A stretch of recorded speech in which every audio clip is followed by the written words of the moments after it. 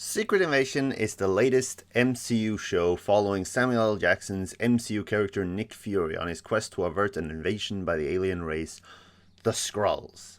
Now, the Skrulls are a race of shapeshifters. They're introduced in the Captain Marvel movie. They haven't really been expanded upon since, so it makes sense that they would go for that now. It's been a while, etc., etc. Secret Invasion is also loosely inspired by a comic series by the same name involving, well, more or less every hero on Earth. It was very big. This is not on the same scale.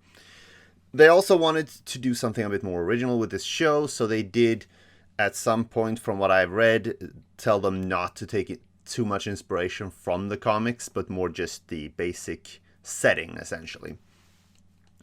So personally, I really liked Secret Invasion. I thought it was a cool idea. It makes a series with a more serious tone, considering a lot of the recent movies and shows have been a bit more comedically heavy, if you can say that. That being said, the show is not without humor. It is absolutely more serious than a lot of the average MCU stuff at the moment.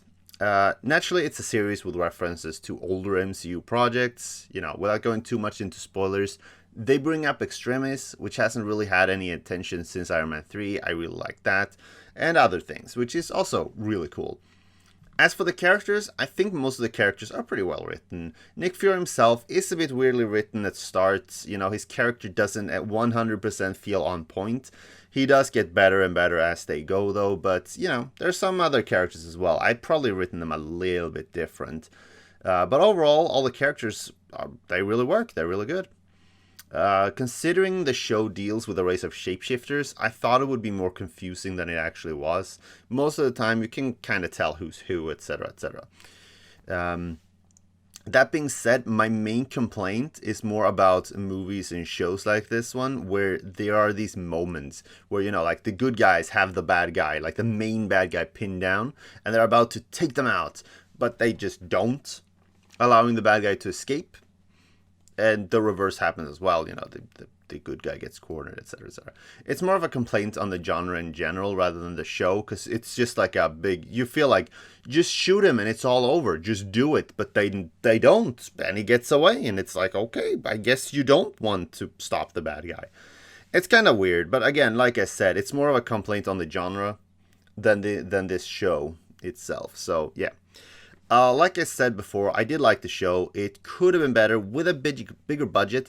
They could have brought in more MCU into the show, giving it a grander feeling, like a bigger event, more or less. I think they did have a first plan to make it into a movie, but that kind of got scrapped. So this is basically what we got. It's a 6-episode show. Don't go expecting something on the same scale as the comics, which was on basically a global scale. Rating-wise, I'm thinking 7 out of 10, to be honest. I was thinking 6 out of 10, but I figured, you know what? I liked it. I thought it was pretty good. So it gets a 7 out of 10. It's probably one of the better MCU projects that they've made in a while. And yeah, that's about it for this review. Thanks for watching. I hope you enjoyed this fairly short review. And yeah, for now, bye.